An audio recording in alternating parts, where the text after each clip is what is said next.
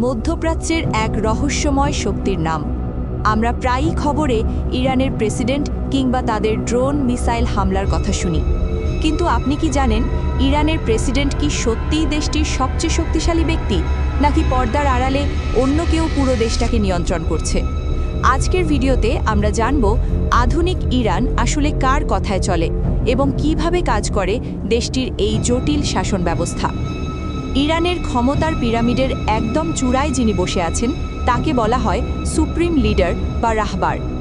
১৯৭৯ সালের ইসলামিক বিপ্লবের পর থেকে এই পদটি ইরানের সর্বোচ্চ ক্ষমতার উৎস। বর্তমানে আয়াতুল্লাহ আলী খামেনি এই পদে আসীন। প্রতিরক্ষা, পররাষ্ট্রনীতি এবং পারমাণবিক কর্মসূচির মতো গুরুত্বপূর্ণ সব সিদ্ধান্তই শেষ পর্যন্ত তার অনুমোদনেই হয়। তিনি কেবল একজন রাজনৈতিক নেতা নন, বরং তিনি সশস্ত্র বাহিনীর প্রধান সেনাপতিও বটে। সহজ কথায়, ইরানের প্রেসিডেন্ট বদলালেও সুপ্রিম লিডারের নীতি সাধারণত অপরিবর্তিত থাকে।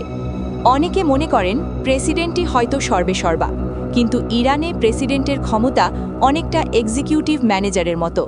অর্থনীতি চালানো কিংবা দৈনন্দিন প্রশাসনিক কাজ দেখাশোনা করা তার দায়িত্ব। তবে তিনি কোনো বড় সিদ্ধান্ত নিতে চাইলে তাকে অবশ্যই সুপ্রিম লিডারের গ্রিন সিগন্যাল পেতে হয়। এমনকি কে নির্বাচনে দাঁড়াতে পারবে সেটাও নির্ধারণ করে একটি বিশেষ কমিটি, যারা সরাসরি সুপ্রিম লিডারের অনুগত। ইরানের শক্তির আরেকটি বড় স্তম্ভ হল ইসলামিক রেভলিউশনারি গার্ড কোর বা IRGC। এটি সাধারণ সেনাবাহিনীর বাইরে একটি বিশেষ বাহিনী। এদের কাজ শুধু সীমান্ত রক্ষা করা নয়, বরং ইরানের ইসলামিক শাসন ব্যবস্থাকে অভ্যন্তরীণ ও বাহ্যিক শত্রু থেকে রক্ষা করা। ইরানের বড় বড় ব্যবসা, কোম্পানি এবং ইন্টেলিজেন্স সার্ভিস সব কিছুর ওপর এই বাহিনীর বিশাল প্রভাব রয়েছে।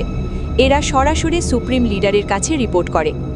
পরিশেষে বলা যায়, ইরান একটি জটিল ও শক্তিশালী কাঠামোর ওপর দাঁড়িয়ে, যেখানে ধর্মীয় নেতৃত্ব এবং সামরিক শক্তি একে অপরের পরিপূরক। মধ্যপ্রাচ্যের রাজনীতিতে ইরানের এই অবস্থান আপনার কাছে কেমন মনে হয়? কমেন্ট করে আমাদের জানান। ভিডিওটি ভালো লাগলেই লাইক দিন এবং আমাদের চ্যানেলটি সাবস্ক্রাইব করে পাশেই থাকুন। দেখা হবে পরবর্তী ভিডিওতে। আল্লাহ হাফেজ।